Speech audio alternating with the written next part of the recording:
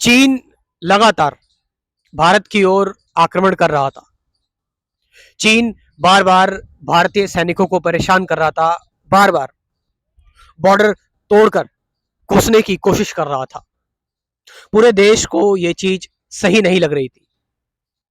बाबा नीम करोली के साथ बैठा एक भक्त ये बात बाबा से पूछने लगता है कि चाइना हमारे भारतीय सैनिकों को परेशान क्यों कर रहा है। चाइना जो है वो हमारे देश में क्यों खलबली पैदा कर रहा है, बेचैनी पैदा कर रहा है।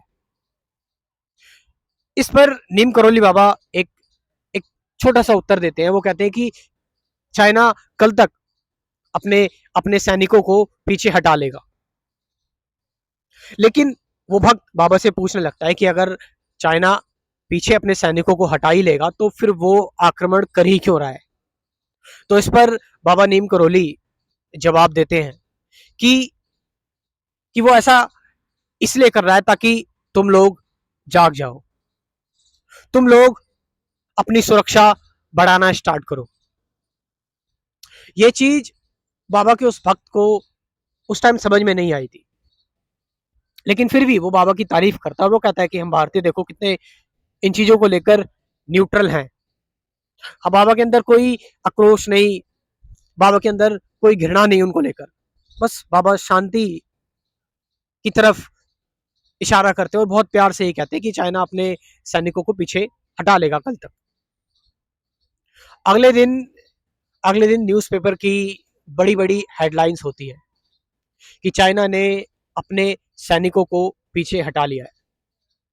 और ये जो बड़ी बड़ी हेडलाइंस होती हैं, ये देखकर बाबा जी का जो भक्त था वो सच में थोड़ा सा शॉक्ड हुआ।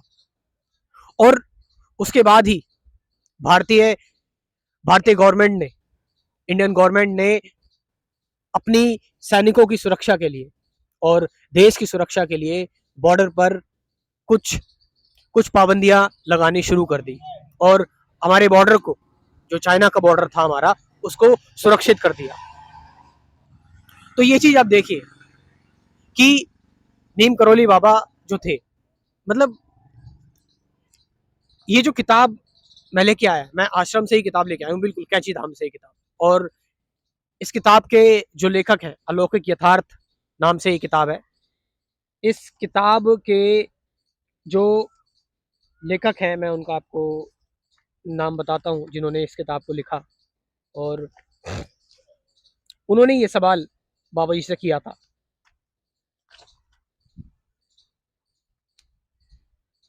रवि प्रकाश पांडे। तो वो ये चीज बता रहे हैं कि बाबा कैसे उनका प्रकृति के नियमों पर पूरी तरह से कंट्रोल था। अब यस, ये चीज हमें लॉजिकली हम नहीं समझ सकते, रैशनली हम नहीं समझ सकते, और इवन इस चैनल पे कुछ लॉजिकल और रैशनल लोग होंगे, उनको ये चीज अच्छी नहीं लगी होगी। लेकिन यहाँ पर हमें सभी का ख्याल रखना पड़ता है। यहाँ पर लोग हर तरीके की डिमांड करते हैं। उनके बाबा के भक्तों के कुछ ये एक्सपीरियंस है जो उन्होंने शेयर किए। एक बार तो बताया जाता है कि नीम करोली बाबा एक ट्रेन में चढ़ जाते हैं। ये तो बात बहुत ही ज्यादा फेमस है। वो ट्रेन में चढ़ जाते हैं और ट्रेन में चढ़ने के बाद वो प्रथम श्रेणी में चले जाकर बैठ जाते हैं बाबा जी।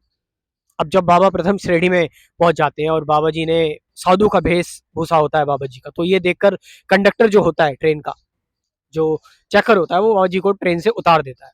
तो जब वो बाबा जी को ट्रेन से उतारता है तो तुरंत ट्रेन रुक जाती है, ट्रेन स्टॉप हो जाती है।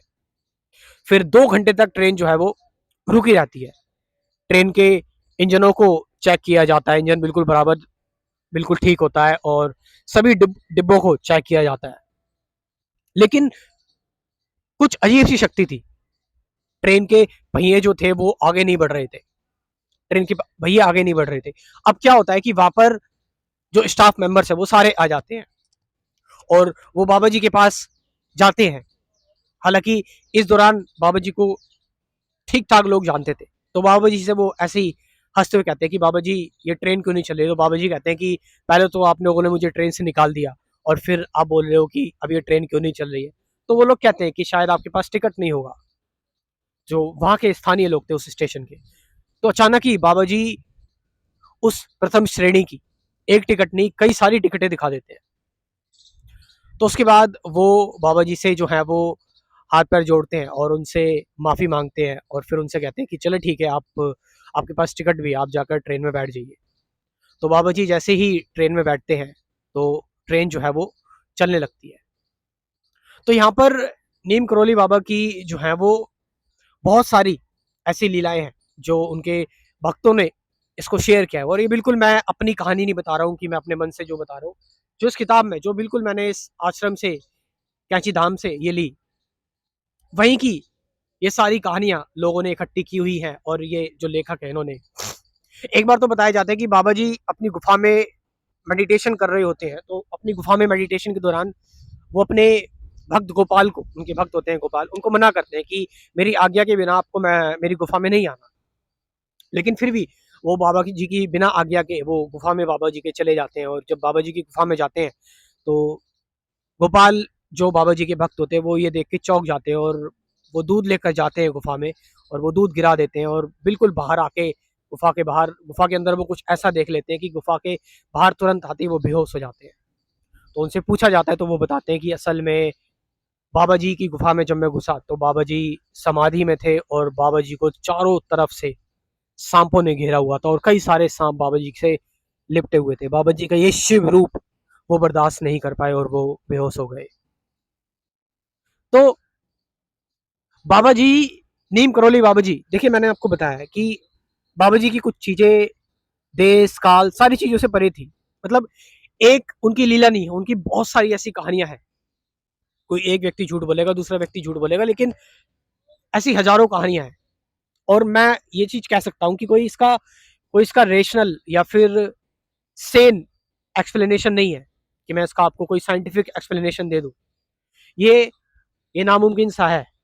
लेकिन बताया जाता है कि बाबा के पास कुछ सिद्धियां थी, बाबा के पास ध्यान की, मेडिटेशन की, समाधि की कुछ ऐसी ताकतें थी जो जो प्रकृति के नियमों से बिल्कुल परे थी। बाबा जी को हाँ, भगवान हनुमान का अवतार बताया जाता था। मतलब ये नहीं, कई लोग तो ये समझते थे कि बाबा जी भगवान के, हनुमान भगवान के भक्त है। नहीं, वो एक्चुअल में उनकी लीलाएं भी बिल्कुल ऐसी थी, भगवान हनुमान जैसी। और आप देखो उनकी कद काठी, उनका शरीर, उनका वजन, उनका लंबा चौड़ा सीना, वो सब कुछ हरकतें उनकी बिल्कुल मजाक जैसे करते थे। वो भगवान हनुमान जैसी थे। तो भगवान हनुमान जी का ही अवतार नीम करोली बाबा जी को माना जाता था। तो यहाँ पर बाबा जी की कुछ कुछ अनसुनी मैंने आपको आपको कहानी बताई है। एक कहानी तो आप लोगों ने सुनी हुई है कि बाबा जी ने ट्रेन रुकवा दी थी। तो यहाँ पर मैं ये चीज कहना चाहूंगा कि ठीक है, कुछ रैशनल और सेन लोग जो हैं इस चैनल पे, उनको ये चीज अच्छी नहीं लगी होगी, मैं मानता हूँ। बट मैंने बताया कि कुछ लोग होते हैं जो जो कुछ पर्सनैलिटी से प्यार करते हैं, और बाबा जी के कुछ भक्त जो बाबा जी से बहुत प्यार करते हैं। मुझे उनके बारे में ये चीज़ बतानी थी क्योंकि यहाँ पर सभी लोगों का ख्याल हमें रखना है। लास्ट में जो कि मैं बताता हूँ कि सभी लोग अध्यात्म में जो सबसे इंपॉर्टेंट चीज़ है मेडिटेशन, और साइंटिफिकली मेडिटेशन प्रूवन है कि मेडिटेशन आपके स्ट्रेस को, आपकी एंजाइटी को कम करती है। और मेडिटेशन आपको एक लाइफ का एक पर्पस, एक एक्चुअल मीनिंग देती है कि आप खुद को जान पाते हो मेडिटेशन में। तो मैं आपसे ये कहना चाहूंगा कि मैंने अपना कंप्लीट अध्यात्म की पूर्ण कक्षा प्रिपेयर की हुई है। इसमें मैं आपको मेडिटेशन के बारे में कुछ बेसिक चीज़ें बताऊंगा कि मेडिटेशन क्या है, ट्रुथ क्या है, प्रेजेंट मोमेंट, रिलेशनशिप, थॉट क्या है, बियॉन्ड थॉट क्या है, अवेयरनेस क्या है, ऐसी कुछ बेसिक चीज़ें, ताकि आप ज़्यादा ना भटको। उसके बाद फिर हम करेंगे डेली मेडिटेशन, डेली ध्यान। और ये जो डेली हम ध्यान करेंगे ज़िंदगी भर आपके साथ चलेगा। तो ये लाइफ टाइम मेंबरशिप प्रोग्राम है। पेमेंट सिर्फ एक ही बार करना है। कितना? लाइफ टाइम मेंबरशिप प्रोग्राम है, 1000 रुपीज़ बस, खाली इसकी फीस है वन टाइम। तो इस प्रोग्राम को जरूर ज्वाइन करें। कमेंट सेक्शन में मैं अपना व्हाट्सअप नंबर दे रहा हूँ, डिस्क्रिप्शन में भी दे रहा हूँ, वहां से जाकर आप इस प्रोग्राम को ज्वाइन कर सकते हैं। Thank you very much.